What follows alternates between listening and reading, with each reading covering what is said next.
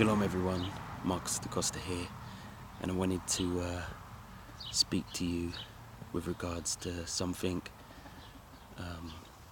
Over the last few days, I've been having to look after my birds, my chickens, and there's something that we can learn from what I've been doing with regards to holiness. There's a parable in it, and an analogy, an allegory in it, and I'll share it with you, and I'm hoping it will bless you.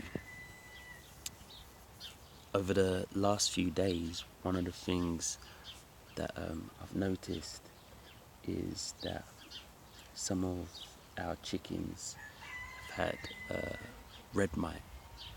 Now what red mite is they're little, I don't know what you would call it, little bugs that will be underneath the feathers of the bird. Little bugs that really small, that will bite and suck the blood of the chicken. And because they're so small and our birds are quite big, you really don't notice them at all. But one of the neighbour's birds who came over, that was in our garden, and that was affected quite a lot, and that's what set the alarm off for us to let us know that there's a problem. Now, so what we had to do, which wasn't fun but was fun at the same time, is I had to clean out all of the coops, dust them down, and then I had to bath our chickens. Not a water bath, like you have to bath them like a dust bath, but with this kind of earth stuff that you buy, which is quite corrosive, and the bugs don't like it. So if you can imagine the movie Rocky, where he has to catch a chicken, I didn't quite do that, but there was probably around 15 chickens that I had to catch and dust bath, which was it was as fun for me as it was fun for them. The way your chickens will catch these red mites is they'll catch them from wild birds. Now, if you've got an open back garden, you'll have like pigeons, crows, anything flying around, and they carry these red mites on them.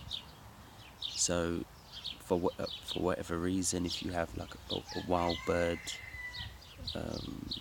in your garden, then it makes your animals and your coops where your animals stay susceptible for red mite. Now, as I'm cleaning out the coops and bathing these chickens, it just reminded me about this whole idea of sanctification. This whole idea of sanctification and holiness and being set apart. Because really, our chickens are chickens.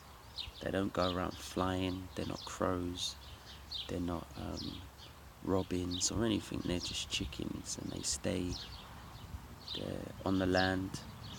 We feed them, we watch over them, we take care of them, they're fed, they're watered by us, and so on. However, it's through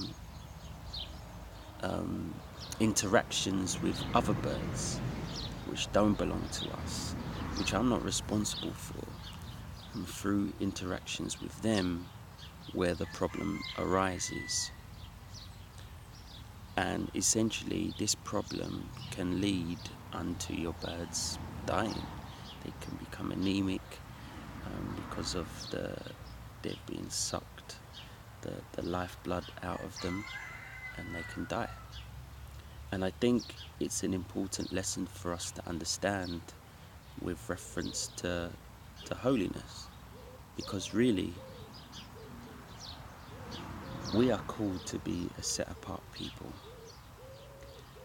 And when set apart people hang around with people who are not set apart, there are interactions which can cause stumbling blocks to our faith, to our walk with Messiah. Now, the reason why you've been sent into the world is to draw those who have a heart towards the Father and are willing to take upon his yoke of righteousness and draw them unto him. We're not sent into the world for us to conform unto its image and likeness. So if you have in your social circle those who are of the world, then someone is being converted, because the Bible says that filthy communications corrupt. So who is doing the talking? If you're constantly talking and preaching in that social setting, in that environment, then we understand, yes, that faith comes by hearing and hearing by the word. So maybe if that person remains with you in fellowship, then maybe that person will be converted, so Father can transform and convert their heart so he can heal them.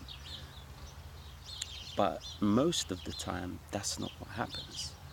What actually happens is those who are of faith, if they hang around with people in the world, the people in the world, because their hearts get pricked where they hear words of light and of truth, they make the person who is of the light diminish that light so they can continue to be part of that fellowship. Because we know what it speaks about in John chapter 3 is that the reason why they hated and killed Messiah, because he was the light, and the light makes people's deeds manifest. So as a disciple of Messiah, with like going back to the allegory of the chickens, is who are we interacting with? Who are we most comfortable with? Because really, who we are interacting with, who we are most comfortable with, who we are fellowshipping with, it creates an environment for us, a set of unwritten rules and regulations that we abide by. And if we choose to maintain the status quo, then yeah, we have to fit in, we have to slot in, we curtail our passions. And over time, brothers and sisters, without us knowing it, we become like the world. Much like the servant who had the talent and didn't use it. You know, that truth, that talent that we've been given, that precious jewel, if it's not used, then it'll be taken away and given to someone who will.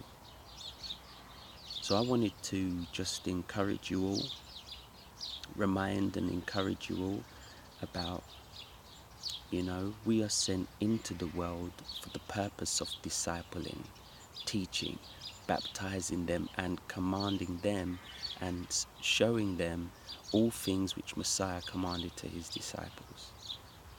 So if that's what you're doing, then glory be to the King. If that's not what is happening, then believe it or not, you're being desensitized. You're being desensitized, and at some point in time you may be so desensitized that you won't even hear his voice anymore. You won't even have a heart towards the Father anymore. And then you'll just drift away. Shalom.